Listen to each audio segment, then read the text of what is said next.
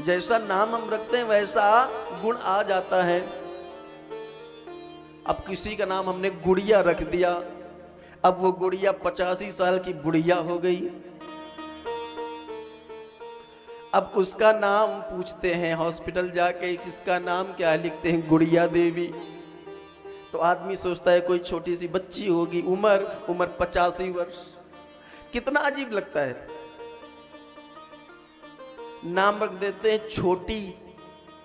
अब वो छोटी जब बड़ी हो जाती है तो कितना अजीब लगता है नाम लेने में। इसलिए नाम भी बहुत सोच समझ के रखने चाहिए। पहले हमारे यहाँ नाम भगवान के नाम पे रखे जाते थे।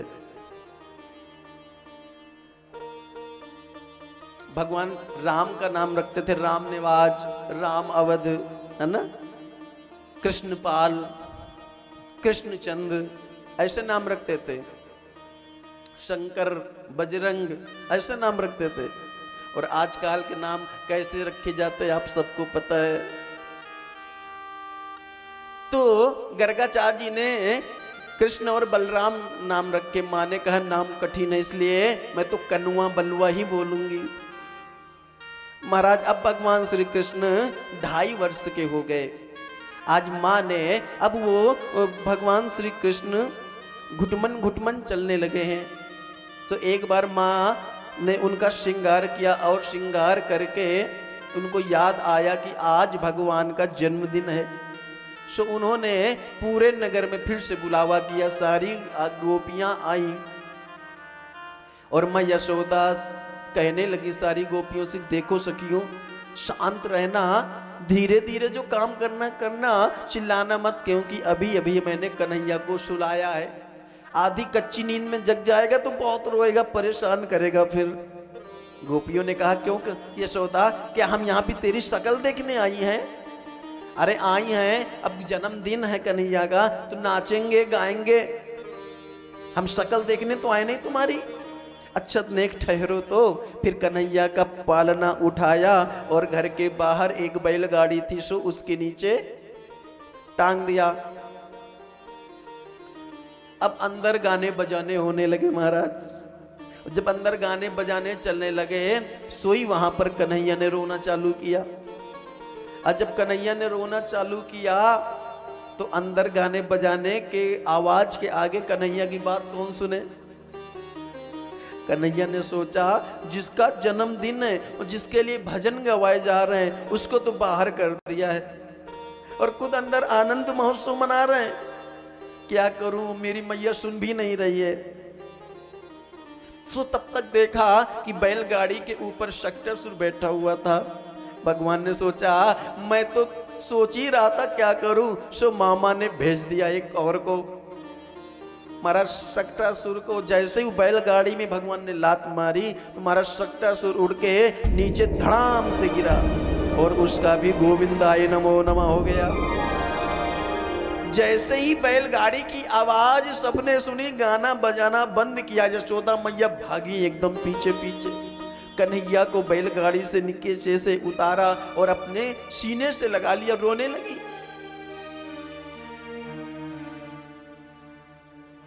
वहां पे ग्वाल बाल खड़े थे, सब एकदम हतबत हो गए कि ये कैसे हुआ, अचंभित हो गए सब, ये कैसे हुआ।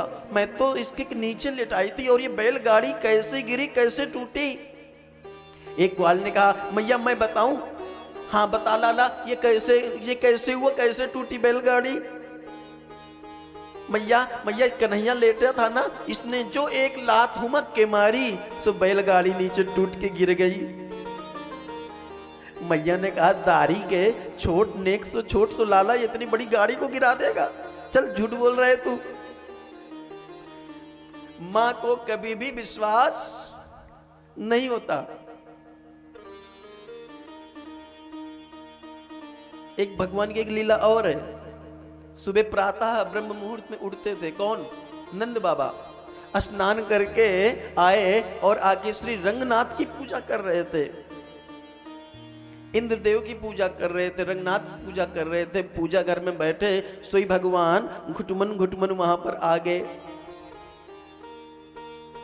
और नंद बाबा भोग वोग लगा के शालिग्राम को नहला के अपना माला फेर रहे थे। जब माला फेरते हैं ना तो हम वैष्णव क्या करते हैं, ऊपर से कुछ कपड़ा डाल लेते ताकि मन ना भटके, और कपड़ा डाल के फिर ऐसे जप करते हैं। जब हम जप करें ना भगवान का तो हमारा हाथ हृदय के पास होना चाहिए। वैसे जो संध्या करते हैं उनका प्रातः की संध्या में मध्याह्न में यहाँ नाभि के पास होना चाहिए, मध्याह्न की संध्या में हृदय के पास माला होनी चाहिए, और सायं की संध्या में हमारे मुख के पास ऐसे माला होना चाहिए। ये विधा है माला जपने की। और वैसे जब भगवान का मन गुरु मंत्र का स्मरण करें, जप करें, तो हमारा माला हृदय के पास होना चाहिए। क्यों? क्योंकि इसको हृत पुंडरीक कहा गया है, और हृत पुंडरीक मतलब भगवान को भी हृत पुंडरीक कहा गया है। पुंडरीक मतलब कमल, पुंडरीक मतलब कमल, और हृत मतलब हृदय। हृदय रूपी कमल में महाराज कमल नेत्र भगवान श्री नारायण खुद बैठे हैं हृदय में, हमारे आत्मा स्वरूप में। ईश्वर अंश जीव अविनाशी, चेतन अमल सहज सुख राशि हमारे हृदय में बैठे हैं, इसलिए प्रभु का हृदय से यहाँ से स्मरण करते हैं। समझ गए? कुछ लोगों को देखते हैं कहीं माला यहाँ रहता है और कहीं क्या पता ऐसे करते, कोई ऐसे जपते। नहीं, जब भी माला जपे गुरु मंत्र का तो माला हमेशा हृदय में होना चाहिए।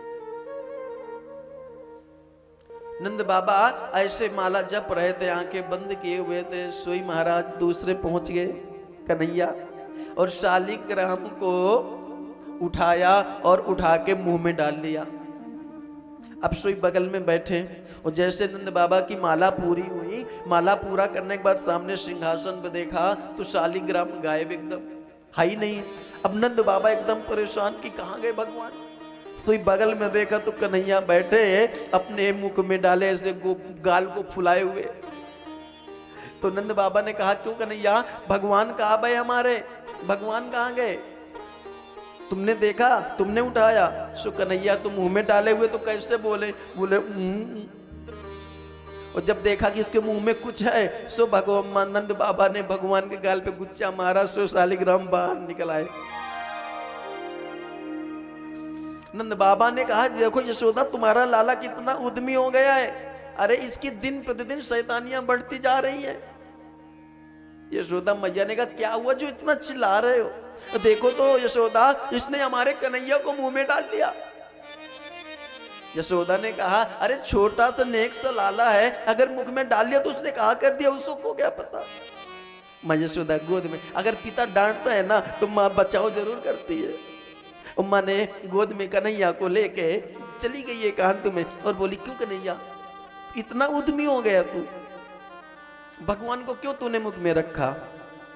कन्हैया ने कहा, माँ मैं रोज देखता था कि बाबा उनको रोज पंचामृत से नहलाते हैं, दूध दही से नहलाते हैं। सो मैंने सोचा कि ये गुलाब जामुन से हो गए हैं, रोज नहाते नहाते मीठे हो गए होंगे, सो मैंने उनको मुख में रख लिया। माँ यशोदा ने कहा, ऐसो उदम ना किया जाए, जय बाबा हैं, पाप पड़ेगा, पेट में इतने इतने दाने हो जाएंगे। इस प्रकार की अनेक लीलाएं भगवान की। एक बार भगवान को नहलाया धुलाया, ध्यान देना, मैं हमेशा एक बात बोलता हूं, माँ यशोदा के यहाँ अनगिनत सेविका सेविकाएं हैं, लेकिन उसके बावजूद भी भगवान श्री कृष्ण की सेवा माँ यशोदा अपने हाथों से करती हैं। भगवान श्री कृष्ण को सुबह उठाई और नहलाया धुलाया, खुद से डिठौना मतलब चंदन लगाया, काला टीका लगाया, और पैरों में नूपुर बांधे, कमर में करधनी नहीं बांधते बालकों को, कमर में करधनी बांधी, और बढ़िया से पीतांबरी भगवान को पहनाई, खुद से सेवा कर रही है। हम सबको भी अपने बच्चों की सेवा स्वयं करनी चाहिए। क्यों? क्योंकि बच्चों की सेवा हम स्वयं करेंगे तो बच्चों के अंदर संस्कार आएंगे, और यदि अपने बच्चों को हम आया से या सेविका से पलवाएंगे तो संस्कार नहीं आएंगे वो, क्योंकि माताओं का अटैचमेंट जुड़ा होता है बच्चों से। अगर बच्चे पे कोई भी विपत्ति आती है ना तो माँ के बेचैनी बढ़ने लगती, भले बेटा हजारों कोस हरे नाचे न दिलाले, नाचे न दिलाले, न जावे हर की मैया, नाचे नंद लाल नचावे हर की मैया।